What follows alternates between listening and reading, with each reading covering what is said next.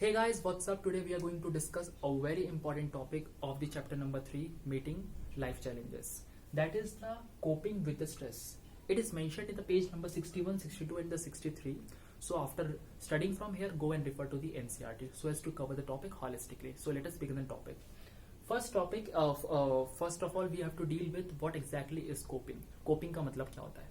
Coping का मतलब ये होता है कि अगर आपको स्ट्रेस हो रहा हो तो आप उसे डील कैसे करें, आप उसे कॉन्फिडेंट कैसे करें, आप उसे हैंडल कैसे करें. आपको पता है इसके बहुत नेगेटिव इफेक्ट्स होते हैं अगर हम स्ट्रेस हम अपने ऊपर एक लिमिट से ले लें. तो it's better to cope with the stress, to handle the stress effectively. So there are many strategies given. First of all we will discuss the Endler and Parker strategies. ये दोनों साइकोलॉजिस्ट थे जिन्होंने अपनी strategy दी थी. इन्होंने stress को deal करने के लिए, स्ट्रेस को कोप करने के लिए तीन स्ट्रेटेजीज दिए. Task oriented, emotional oriented and avoidance oriented, है ना. First of all task oriented में ये होता है कि अगर आपको स्ट्रेस हो रहा है, ऐसा नहीं कि आप stress low. First of all figure it out कि आपको स्ट्रेस हो क्यों रहा है, व्हाट्स द रीजन. फिर आप उसके बारे में रिसर्च करो कि अगर मुझे इस बात का स्ट्रेस हो रहा है तो उसके बारे में इंफॉर्मेशन गेन करता हूँ कि भाई कि इसका ऑल्टरनेटिव क्या क्या हो सकता है. मैं अगर मुझे मेरा काम नहीं हो रहा है ये, या मुझे इसकी वजह से स्ट्रेस हो रहा है, तो मैं और दूसरे तरीके क्या है बजाय इसके कि मैं परेशान होकर बैठ जाऊं, मैं रोने लगूं, या फिर मैं किससे बातचीत ना करूं. हम इसमें दूसरा तरीका ढूंढते हैं कि किस हम लोग बिल्कुल रेशनली होके, है ना, इंटेलिजेंस के थ्रू अपनी, है ना, सब चीज इमोशंस को साइड रख के हम लोग दिमाग लगा के अपना दूसरा तरीका ढूंढते हैं कि what are the alternative course of action. क्या मैं दूसरा कोई तरीका कर सकता हूँ जिसकी वजह से मुझे प्रॉब्लम क्रिएट हो रहा है, मैं कोई दूसरा तरीका ढूंढ सकता हूँ. दूसरा होता है सेटिंग प्रायोरिटीज. हम इसमें कई बार प्रायोरिटी सेट करते हैं कि इमोशंस को नीचे कर दो, है ना, अब तो मुझे करना है, चाहे इमोशंस को 2 मिनट साइड रखना पड़े, या फिर कोई चीज आप प्रायोरिटी सेट कर लो, नहीं मुझे ये चूज करना तो करना. तो आपको होता है ना कई बार कॉन्फ्लिक्ट वाला स्ट्रेस कि मुझे ये भी यहाँ पे भी जाना और वहां पे भी जाना है, तो आप प्रायोरिटी सेट कर लो, मेरे लिए ये ज्यादा इंपॉर्टेंट है. ऑब्वियसली बात है, अगर आपने प्रायोरिटी सेट कर ली तो आपका स्ट्रेस अपने आप ही कम होने लगेगा. Then comes the emotional oriented strategy में ये होता है कि कुछ लोग होते हैं इमोशनल ज्यादा होते हैं, है ना, नहीं लगा पा रहे, ज्यादा नहीं अपना टास्क ओरिएंटेड तरीके से नहीं कर पा रहे. इसमें क्या होता है कि आप एक होप मेंटेन करके रखो. होप एक ऐसी चीज है, अगर होप मेंटेन है देन आप कुछ भी कर सकते हो, लेकिन जिसका होप खत्म हो गया तो फिर वो हमेशा गिरता ही चला जाएगा. तो मेंटेन द होप, इसमें मेंटेन द होप. और अगर आपको पता है कोई प्रॉब्लम हो गई है, उसका कोई सोल्यूशन नहीं है, कुछ हो ही नहीं सकता, तो स्ट्रेस लेने से कभी कोई फायदा नहीं. आप उसका ऑल्टरनेटिव ढूंढो ना. तो फिर अपने मन में बना लो कि अब कुछ नहीं हो सकता, जो हो गया सो हो गया, उसे छोड़ दो. Deciding nothing can be done to change the things. तीसरा, आप जो आपके स्ट्रॉन्ग इमोशंस होते हैं लाइक एंगर, फ्रस्ट्रेशन, इन्हें जगह दो निकलने की. ऐसा नहीं आप दबा के रखो, सप्रेस करो. आप किसी भी इमोशंस को जितना सप्रेस करेंगे वो आपके लिए उतना ही प्रॉब्लमेटिक होगा. सो इमोशनल ओरिएंटेड में ये था कि maintain the hope, deciding nothing can be done to change things and venting the anger and frustration. मतलब जगह दो इस इमोशन को निकालने की कहीं ना कहीं. Third is avoidance oriented. Avoidance ये सबको बेस्ट आता है करना कि जो होगा देखा जाएगा, या अवॉइड कर दो, या उस जगह को छोड़ दो, अवॉइड कर दो सिचुएशन को, जिससे कि आपको मिनिमाइज स्ट्रेस आपका मिनिमल हो जाए.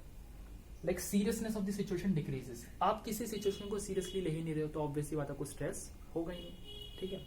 2 बच्चे एक पेपर को लेके बहुत ज्यादा स्ट्रेस है, पेपर है ये और वो है, मेरे लिए बहुत सीरियस पेपर है, मेरे घर वाले कहेंगे वो कहेंगे. दूसरा बच्चा है वो सीरियस ले ही नहीं रहा, तो उसे स्ट्रेस भी नहीं हो रहा, वो मजे में घूम रहा है ना.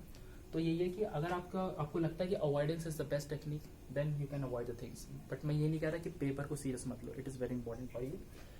ये तो हो गया पूरा Adler and Parker strategies. Now comes the Lazarus and the Folkman strategies. इसमें भी लगभग यही, इनका मेन चीज ये है कि इनका मेन कहना यह है कि अगर आप कोप स्ट्रेस कर रहे हो तो ये कोई इंडिविजुअल ट्रेट नहीं है कि ये इसकी एक अलग कैपेसिटी है, इस बंदे की अलग कैपेसिटी, इस बंदे की अलग कैपेसिटी है स्ट्रेस को कोप करने की.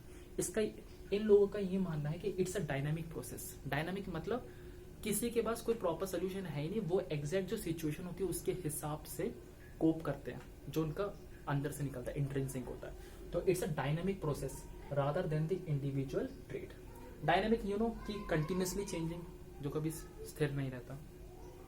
इसमें भी इन्होंने 2 कैटेगरी में डिवाइड करा, problem focused and emotional focused. Again वही बात, प्रॉब्लम फोकस्ड में ये होगा कि हमें स्ट्रेस ले रहे हैं हम किसी बात का, तो हम उसके बारे में इंफॉर्मेशन गेन करेंगे, हमें स्ट्रेस क्यों हो रहा है, क्या क्या मैं इसके ऑल्टरनेटिव कर सकता हूँ, या फिर क्या क्या उसके बारे में हर उस प्रॉब्लम को हर नजरिए से देखने की कोशिश करूंगा और उसका कोई ना कोई सोल्यूशन निकालने की कोशिश करूंगा, बजाय कि मैं स्ट्रेस होकर बैठ जाऊं। दूसरा तरीका है इसका इमोशनल फोकस्ड। इमोशनल फोकस्ड का मतलब ये है कि मैं अपने साइकोलॉजिकल वेलबींग में इस तरीके का चेंज कर लूँ, स्ट्रक्चर चेंज कर लूँ कि मतलब फिर अगर मुझे उस बात को लेकर स्ट्रेस हो रहा होगा फ्यूचर में, तो फिर वो वैसे इमोशंस नहीं निकलेंगे। कहने का मतलब ये है कि मैं अपनी साइकोलॉजी ही चेंज कर लूँ, मैं अपना माइंड का स्ट्रक्चर इस तरीके से चेंज करूँ कि अगर आगे जाके ऐसी कोई प्रॉब्लम होगी तो मैं इतना वो नहीं दिखाऊं, इतना रिएक्शन नहीं दिखाऊं, इतना स्ट्रेस नहीं दिखाऊं, मैं इतना स्ट्रेस नहीं लूं, है ना।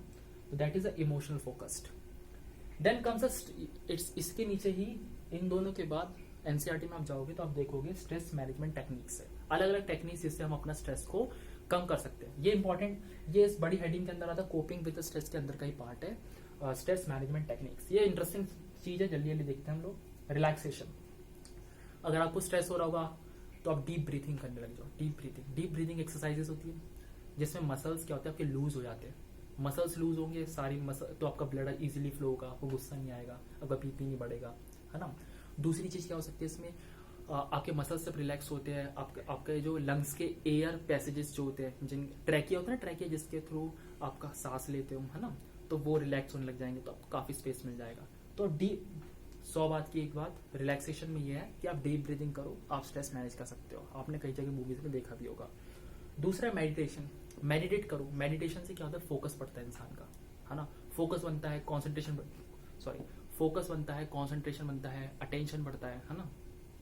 तो आप फोकस करो जिससे कि आप किसी भी चीज को आप ढंग से सोच सको, ये नहीं कि आप स्ट्रेस लेके बैठ जाओ। तीसरा है बायोफीडबैक। बायोफीडबैक में ये होता है कि मैं अपनी पहले बायोलॉजिकल चीज देखूंगा। कैसे, आपने देखा होगा आजकल जो वॉचेस आ रही है, डिजिटल वॉचेस आ रही है, कि उसमें क्या होता है, वॉचेस पहन ली, उसमें मेरा हार्ट रेट पता लग रहा है, मेरे सांसों के मूवमेंट्स पता लग रहा है, एवरीथिंग।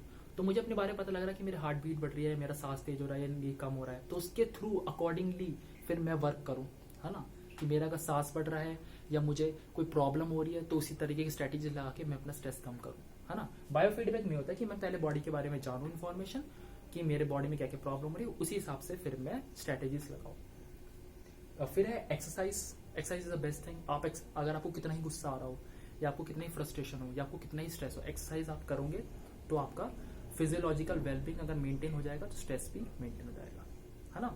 इट्स अ टू वे। अगर आप स्ट्रेस लेते हो तो आपकी फिजिकल हेल्थ में खराबी होती है, अगर आप फिजिकल हेल्थ ठीक रखोगे तो अपने आप ही स्ट्रेस ठीक होने लग जाएगा। It's a two way thing. Then comes a creative visualisation.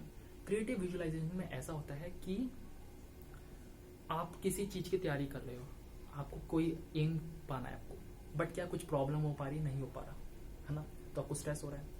तो क्रिएटिव विजुअलाइजेशन में क्या होता है, इसमें ट्रेनिंग चलती है, जो आपकी मोटिव्स है आपको इमेजिन कराया जाता है, इसमें इमेजिनेशन चलती है, इमेजिन करते हैं। अगर हम साइकोलॉजिकल इमेजिनेशन कर लेंगे कि हम लोग उस जगह पर है, या हमने अपना एम पा लिया है, या हम उसे एंजॉय कर रहे हैं विद रियलिटी, तो सबकी ऐसे नहीं आप कुछ भी कर रहे हो, बट विद रियलिटी जो आप चाहते हो उसी का देख रहे हो, तो आप फिर उस चीज का स्ट्रेस कम लेने लग जाते हो, मेहनत ज्यादा करने लग जाते हो। That is a creative visualisation. Then comes your cognitive behavioural technique. Cognitive behavioural technique, इसका मतलब ये है कि आपको अगर स्ट्रेस हो रहा है, फर्स्ट स्टेप ये होगा असेसमेंट, कि आप असेस करेंगे कि आपको स्ट्रेस क्यों हो रहा है, ठीक है। असेस करेंगे, उसके बारे में हर तरीके से देखेंगे स्ट्रेस क्यों हो रहा है। दूसरे में क्या होगा, आप उस पर स्ट्रेस मैनेजमेंट टेक्निक्स लगाएंगे कि मुझे अगर इस बात का स्ट्रेस है तो मैं उसे कम करने के लिए टेक्निक्स लगा रहा हूँ। तीसरा ये है कि फॉलो अप, कि मतलब इसके बाद भी कोई कमी रह जाती है तो फिर उसकी एक्सरसाइजेस।